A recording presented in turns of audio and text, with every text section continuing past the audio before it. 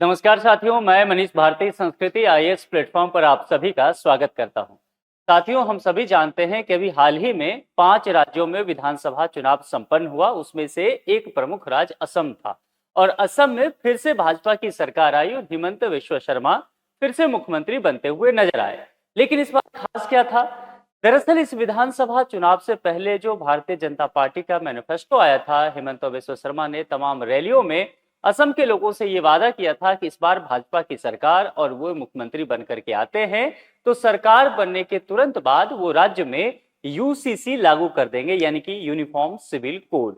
और यहाँ पर अब जैसे ही सरकार बनी है, शपथ ग्रहण हुआ है, उसके बाद तुरंत ही इस बात को लेकर के कवायद तेज कर दिया गया है। विधानसभा के पटल पर यूसीसी को पेश कर दिया गया। यूसीसी यानी कि यूनिफॉर्म सिविल कोड, समान नागरिक संहिता, यानी कि राज्य के जितने भी लोग हैं सभी पर एक समान नियम कानून लागू होगा, चाहे वो हिंदू हो, मुसलमान हो, सिख, जैन या ईसाई, किसी भी धर्म से क्यों ना होते हो, लेकिन उन पर एक ही तरह के कानून लगेंगे। धर्म के आधार पर जो पर्सनल लॉज बने हुए हैं उसका फिर कोई वजूद बहुत विशेष नहीं रह जाएगा। इन तमाम बातों को लेकर के हम चर्चा करेंगे और इसमें क्या क्या बातें कही गई है, मुख्य रूप से किन किन बातों पर गौर किया गया है, इसको हम देखने वाले हैं। अभी विस्तार से हो सकता है कि कल परसों ये चीजें निकल के आ जाए, क्योंकि इस पर बहस होनी है, वोटिंग होनी है विधानसभा में। उसके बाद इस पर और विस्तार से चर्चा की जाएगी। देखिए, असम जो राज्य है ना, ये लगभग अगर देखा जाए तो फॉलो कर रहा है किसको? उत्तराखंड को, गुजरात को। और इससे पहले हम जानते हैं कि भारत में जब गोवा शामिल हुआ तो गोवा में सबसे पहले यूसीसी लगा हुआ था। पुर्तगाली जो सरकार थी वहां पर, उस समय से ही पहला राज्य जो है ये गोवा था। और उसके बाद आजादी के बाद अगर बात किया जाए तो उत्तराखंड पहला राज्य बना जिसमें यूसीसी लागू किया गया। इसके बाद गुजरात, उसी को फॉलो करता हुआ नजर आ रहा है असम। और आप जानते हैं उत्तर प्रदेश, मध्य प्रदेश वगैरह में भी इन चीजों को लेकर के तैयारी चल रही है। इसके अलावा अन्य भाजपा शासित राज्य जो है वहां पर भी यूसीसी को लेकर के काम चल रहा है। यानी कि जो असम सरकार ने किया है राज्य में, वो समान नागरिक संहिता असम विधेयक 2026 ये विधानसभा में पेश किया गया है। और इसके अलावा जैसा मैंने कहा कि असम, उत्तराखंड और गुजरात के बाद ऐसा करने वाला भाजपा शासित तीसरा राज्य बनेगा। आपको बस ध्यान रखना है, गोवा पहले से ही था इसमें। असम के जो मंत्री हैं अतुल बोरा, उन्होंने यह विधेयक विधानसभा में प्रस्तुत किया है और अप्रैल 2026 के चुनावों के बाद गठित 16वीं असम विधानसभा जो हुआ है उसके पहले सत्र के अंतिम दिन इसे पेश कर दिया गया। यानी कि इस पर अब चर्चा होनी है और मतदान होने की संभावना अगले दिन यहां पर बताई जा रही है। मुख्यमंत्री हेमंत बिस्व शर्मा ने स्पष्ट किया है कि उत्तराखंड और गुजरात की तर्ज पर ही जो कुछ ट्राइबल्स कम्युनिटी हैं उनको इसमें कुछ छूट दिया जाएगा। क्योंकि जब भी यूसीसी लागू होने की बात आती है तो आदिवासी समुदाय है, कुछ ट्राइबल्स कम्युनिटी हैं, उनका विरोध होता है। उनका कहना होता है कि उनके जो रीति रिवाज हैं, उनकी जो परंपरा है, वह कहीं ना कहीं धूमिल होगा, उस पर चोट करने की कोशिश सरकार कर रही है। तो इसी सब चीजों को देखते हुए, चूंकि अगर ट्राइबल्स देखेंगे तो वह उत्तराखंड में भी है, ट्राइबल्स की ठीक ठाक आबादी गुजरात में भी देखने को मिलता है और असम में भी ट्राइबल्स की ठीक ठाक आबादी है। तो यहाँ पर जो उत्तराखंड गुजरात ने किया उसी को फॉलो किया गया है और इसमें पहाड़ी और मैदानी क्षेत्रों में जनजातीय समुदाय पर यह कानून लागू नहीं होगा। इसके अलावा धार्मिक अनुष्ठान, रीति रिवाज और परंपरा भी इससे बाहर रखा गया है ताकि किसी समुदाय को टारगेट ना किया जाए, किसी समुदाय का विशेष विरोध वगैरह ना हो। ठीक है, अब यहां पर हम ये समझने की कोशिश करते हैं कि आखिर समान नागरिक संहिता क्या है और उससे भी महत्वपूर्ण बात, इसका विरोध लगातार क्यों होता रहा है और क्या हमारे संविधान के द्वारा इसकी वकालत की गई है। देखिए, समान नागरिक संहिता सीधे तौर पर कहे तो कहने का तात्पर्य यह है कि कोई भी व्यक्ति हो इस देश में, कोई भी नागरिक हो, उन सभी पर एक तरह का कानून लागू होगा। यानी कि वन नेशन वन लॉ की जब भाजपा वकालत करती है तो वह यूसीसी की बात करती है। 2014 में जब मोदी जी पहली बार प्रधानमंत्री बने थे, उस समय भी भाजपा के मैनिफेस्टो में 3 महत्वपूर्ण बात था। एक, राम मंदिर; दूसरी, अगर यहां पर बात किया जाए तो जम्मू कश्मीर से आर्टिकल 370 को खत्म करना, और तीसरा, पूरे देश में यूसीसी लागू करना। 2 काम तो हो गया है, तीसरा यूसीसी राष्ट्रीय स्तर पर बचा हुआ है। इस बार भी चुनाव में वादा किया गया था मैनिफेस्टो में भाजपा के द्वारा, और भाजपा शासित तमाम राज्य इसको धीरे धीरे इंप्लीमेंट करते हुए नजर आ रहे हैं। तो यहां पर जब बात करेंगे तो आखिर ऐसा क्यों किया जाता है? क्योंकि आजादी के बाद हमारे देश में विभिन्न धर्मों के लिए पर्सनल लॉ बने और उसके आधार पर ही विभिन्न धर्मों में अलग अलग आधार पर काम हुआ। देखिए जैसे कि दो भागों में बांटिए। क्रिमिनल लॉ की जब चर्चा करेंगे तो क्रिमिनल लॉ सभी पर एक जैसा है। जैसे कि पहले आईपीएस हुआ, आईपीसी हुआ करता था, बीएनएस है, भारतीय न्याय संहिता। 2023 में जो 3 नए कानून आए, पुराने 3 को प्रतिस्थापित करते हुए। अब यहां पर देखेंगे, अगर एक हिंदू व्यक्ति किसी का मर्डर करता है, या एक मुस्लिम व्यक्ति मर्डर करता है, या ईसाई करता है, या सिख करता है, सभी पर एक ही तरह के धाराएं लगेगी, है ना। यानी कि क्रिमिनल लॉ में तो ऐसा है।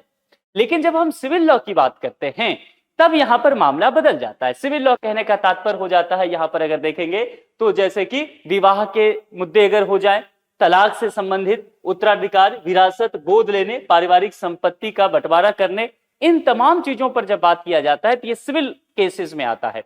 इसमें क्या होता है कि पर्सनल लॉज के अकॉर्डिंग काम होता है। जैसे मुस्लिम पर्सनल लॉ के अकॉर्डिंग काम हुआ, हिंदू विवाह अधिनियम के अंतर्गत काम हुआ। तो यहां पर कही जा रही है कि अब ये भी सभी धर्मों के लिए एक ही होगा, और वह कैसे होगा, यूसीसी के आधार पर होगा। भारत में अगर देखा जाए वर्तमान में संपूर्ण राष्ट्र के लिए एक समान नागरिक संहिता लागू नहीं है, जिसकी वादा करते हुए सरकार नजर आ रही है। तो कुल मिलाकर के देखा जाए, जैसा मैंने कहा कि आपराधिक कानून तो है, लेकिन जब बात हम यहां पर सिविल लॉज की करते हैं तो सभी के लिए जो पर्सनल मामले हैं विभिन्न धर्मों के, उसके द्वारा ही यह मसला नियंत्रित होता हुआ आया है। जैसे कि अगर यहां पर देखेंगे हिंदू कानून, जिसमें हिंदू में कौन कौन आते हैं, सिख, जैन, बौद्ध, ये शामिल किए गए हैं। मुस्लिम का देखा जाए तो जो मुस्लिम पर्सनल लॉ की बात करते हैं, ईसाई विवाह कानून, ये अपने अपने धर्म के आधार पर होता है।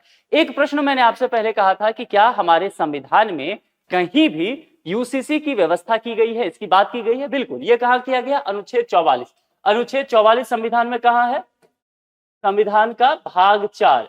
जब आप डीपीएसपी पढ़ते हैं, राज्य के कुछ नीति निदेशक तत्व हैं, उसके अंतर्गत ये अनुच्छेद यहां पर आपको देखने को मिलेगा। इसके अंतर्गत ये कहा गया है कि राज्य अपने नागरिकों के लिए समान नागरिक संहिता को आगे बढ़ाएगी। अब चूंकि ये बाध्यकारी नहीं होता, आप जानते हैं डीपीएसपी फंडामेंटल राइट्स के तहत बाध्यकारी तो होता नहीं है कि आप सुप्रीम कोर्ट चले जाएं, है ना। जो आर्टिकल 32 है 5 रिट, उसका उपयोग करते हुए कि आप इसको बाध्यकारी तरीके से लागू कीजिए। इसका आशय ही है कि जब स्टेट इस कंडीशन में होगा, हमारा समाज इतना परिपक्व हो जाएगा, जब ये डिबेट शुरू हो जाएगा और समाज को लगेगा, कानून व्यवस्था को लगेगा कि ये कर देना चाहिए, उस स्थिति में हम करेंगे। तो कुल मिलाकर के अभी जो देखेंगे समान नागरिक संहिता, उसको अब स्टेट के द्वारा लागू करने का प्रयास किया जा रहा है, ये बात यहां कहने का हुआ। अब आजादी के समय हिंदू कानून, जिसमें मैंने कहा कि सिख, जैन और बौद्ध भी शामिल हैं, विभिन्न कानून जैसे विवाह, तलाक, संपत्ति और उत्तराधिकार सुधार के मामले आए, अलग अलग धर्मों के आए। लेकिन यहां पर देखेंगे तो अनुच्छेद 44 में इस तरह की व्यवस्था तो किया गया, लेकिन कहा गया कि भविष्य में हम ये करते हुए नजर आएंगे। आजादी के तुरंत बाद ये काम नहीं हुआ और अभी तक पूरे देश में ये काम लागू नहीं हुआ है। अब जो यहाँ असम में यूसीसी विधेयक लाया गया है, इसमें क्या क्या चीजें हो सकता है, देखिए अभी इस पर डिबेट होना बाकी है, क्या क्या ड्राफ्ट में शामिल किया गया, ये चीजें समझा जाएगा। जो मुख्यमंत्री हिमंता बिस्वा शर्मा ने कहा है, उसके आधार पर कुछ चीजों को लेकर के जानकारी दी गई है, जिसके अंतर्गत कहा गया है कि विवाह की न्यूनतम आयु जो है वह तय करने की बात की जाएगी और सभी धर्मों में ये एक समान होगा। यानी कि अब ये नहीं कह सकते किसी धर्म के व्यक्ति कि हमारे धर्म में तो महिलाओं के, बच्चों के विवाह करने की उम्र जो है इतना ही है, ऐसा नहीं किया जा सकता। सभी के लिए एक ही एज फिक्स होगा और संभवतः निश्चित तौर पर वो 18 मान के अब आप चलिए, जो पूरे देश में एक स्टैंडर्ड है इन चीजों के लिए। महिलाओं के संपत्ति अधिकार की सुरक्षा, देखिए ये संपत्ति वाला इशू जो है ना, पारिवारिक संपत्ति महिलाओं के लिए कई धर्मों में बहुत ज्यादा इन सब चीजों को लेकर के विवाद हुआ। ट्रिपल तलाक वाला इशू, उसको भी आप इससे जाकर के जोड़ सकते हैं। इसके अलावा सबसे महत्वपूर्ण एक चीज है, वो है बहुविवाह। खास करके इस्लाम में इसको लेकर के काफी प्रचारित किया जाता है कि इस्लाम में 4 विवाह तक करने की मान्यता दी गई है शरीयत के आधार पर, पर्सनल लॉ के अकॉर्डिंग। लेकिन ध्यान रखिएगा, ये 4 विवाह जो करने की मान्यताएं हैं, अधिकार दिया गया है, ये पुरुषों को दिया गया है। यानी कि वो पुरुष जो इस्लाम को फॉलो करते हैं वो 4 विवाह कर सकते हैं, लेकिन कोई महिला जो इस्लाम को फॉलो करती है वो 4 अलग अलग पुरुष से विवाह नहीं कर सकती है। यानी कि कुल मिलाकर के यहाँ पर ये क्लियर नजर आता है कि जेंडर के आधार पर भेदभाव किया गया है। अगर 4 विवाह की ही बात कर रहे हैं तो दोनों को दीजिए, या फिर बहुविवाह को पूरी तरह से समाप्त कीजिए। तो यहाँ पर जिस तरह से उत्तराखंड, गुजरात ने किया है, वही फॉलो असम करते हुए नजर आ रही है। आने वाले समय में असम में आपको बहुविवाह पर रोक लगता हुआ दिखेगा, जो एक आजकल बहुत ज्यादा डिबेट में एक संबंध है। समय के साथ हमारे समाज में जिस तरह से परिवर्तन हो रहे हैं, तो रिश्ते के मायने भी बदलते जा रहे हैं। लिव इन रिलेशनशिप आज समाज की एक बड़ी सच्चाई है और विभिन्न सरकार के द्वारा इसको एक्सेप्ट किया जा रहा है। उत्तराखंड, गुजरात ने भी इसको एक्सेप्ट किया, कहा कि रजिस्ट्रेशन आपको कराना पड़ेगा। वही बात संभव है असम में भी लागू हो सकता है। इसके अलावा 2027 के लिए जो सेंसस हो रहा है, उस सेंसस में आप जानते हैं कि 33 तरह के प्रश्न पूछे जाएंगे, जिसमें एक प्रश्न यह भी शामिल किया गया है कि अगर कोई व्यक्ति लिव इन रिलेशनशिप में रहते हैं और वो अपने आप को एक स्टेबल कपल के रूप में देखते हैं तो उनको as a married couple count किया जाएगा। ये 2027 के सेंसस में किया जाएगा। तो ये क्वेश्चन है, इसीलिए अब वो समय नहीं रह गया कि लिव इन पर जो है आप बात करने से बचते रहे। यह आज के समय की सच्चाई है। सरकार ने, केंद्र सरकार ने और विभिन्न राज्य सरकार ने इसको लेकर के गंभीरता दिखाना शुरू कर दिया है। हमारे सुप्रीम कोर्ट ने भी कई मसले पर इसको लेकर के बहुत सकारात्मक फैसले दिए हैं। तो कुल मिलाकर के देखेंगे जो यह यूसीसी वाला मसला है, इसमें लिव इन संबंधों को कानूनी मान्यता देने की संभावना है। जैसा कि उत्तराखंड और गुजरात में हुआ, वहां पर रजिस्ट्रेशन करने की बात हुई, तो संभव है यहां पर भी आपको रजिस्ट्रेशन होता हुआ दिखेगा।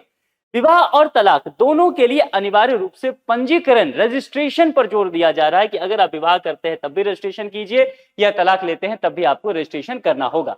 अब जो यहाँ मुख्य रूप से है, जो आदिवासी समुदाय है उसके लिए क्या छूट दी जाएगी। जिस तरह से मैंने कहा कि उत्तराखंड और गुजरात में जो भी आदिवासी समुदाय रहे उनको छूट दिया गया, ऐसे ही पहाड़ी और मैदानी दोनों क्षेत्र में रहने वाले जो आदिवासी समुदाय है उसको भी यूसीसी के दायरे से बाहर रखा गया।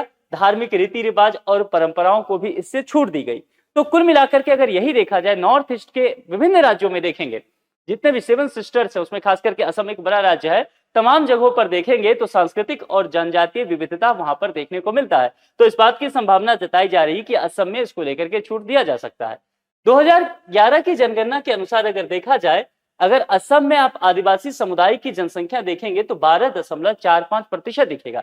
इसके अलावा मुस्लिम आबादी की हिस्सेदारी असम की जनसंख्या में देखेंगे तो वो 34.22% दिखेगा। ध्यान रखिए, ये 2011 की सेंसस के अकॉर्डिंग है। 27 में यह आंकड़ा निश्चित तौर पर आपको बढ़ता हुआ दिखेगा, जब 27 में डेटा हमारे सामने आ जाएगा तब। यूसीसी लागू करने वाले राज्यों की स्थिति देखेंगे, जैसा मैंने उत्तराखंड को लेकर के चर्चा किया। उत्तराखंड फरवरी 2024 में यूसीसी पारित करने वाला भारत का पहला राज्य बना। पहला राज्य कहने का तात्पर्य है पारित करने वाला। ध्यान दीजिएगा शब्द पर, आजादी के बाद। गोवा में पहले से ही था, गोवा पारित नहीं किया, पहले से ही था। गुजरात उसको फॉलो किया। गुजरात फॉलो करते हुए मार्च 2026 में यूसीसी लागू करने की दिशा में कदम आगे बढ़ाया।